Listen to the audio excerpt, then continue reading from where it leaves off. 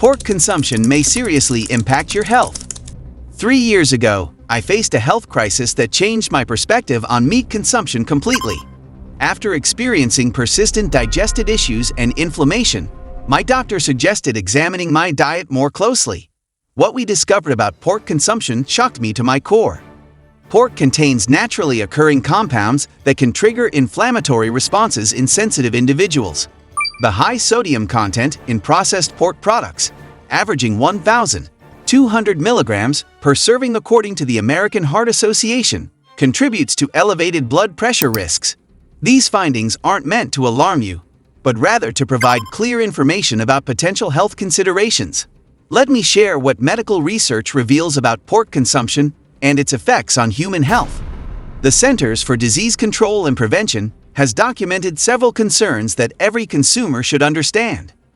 First, pork naturally contains higher levels of saturated fat compared to other protein sources. A typical 3.5-ounce serving contains approximately 7 grams of saturated fat, which represents nearly 35% of the daily recommended limit established by the American Heart Association. This elevated saturated fat content can contribute to increased cholesterol levels over time. Second, processed pork products like bacon and sausages contain nitrates and nitrites as preservatives. The World Health Organization has classified processed meats as Group 1 carcinogens, meaning there's sufficient evidence linking them to increased cancer risks. Specifically, colorectal cancer risks may increase by 18% with every 50 grams of processed meat consumed daily, according to their comprehensive analysis. Third, pork can harbor parasites and bacteria that pose health risks when not properly cooked.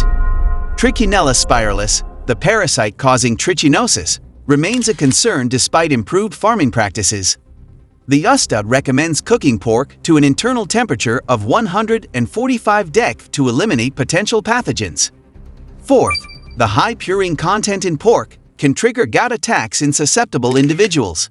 Purines break down into uric acid, and excessive levels can crystallize in joints, causing severe pain and inflammation.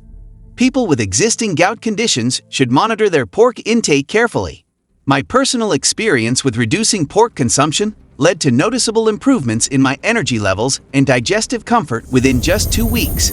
However, individual responses vary significantly based on genetics, overall health status, and preparation methods.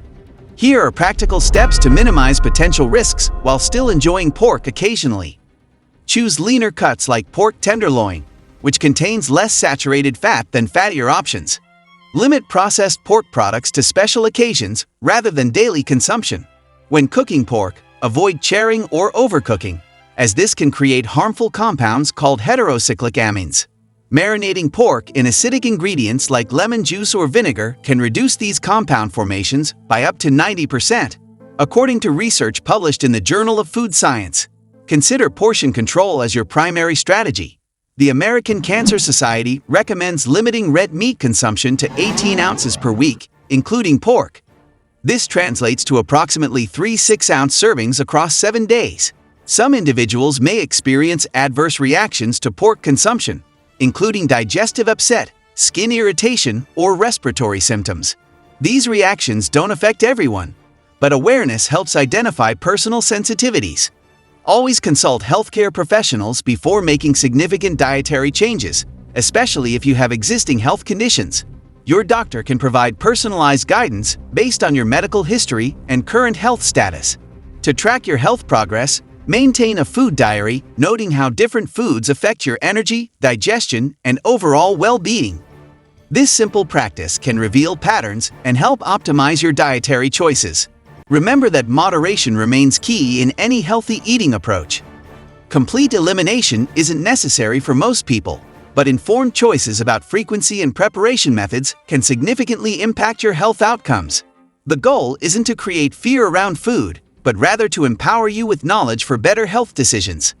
Understanding these risks allows you to make conscious choices that align with your health goals and preferences. If this information helps you make better dietary decisions, please share your thoughts in the comments below. Your health journey matters, and small changes can create significant improvements over time.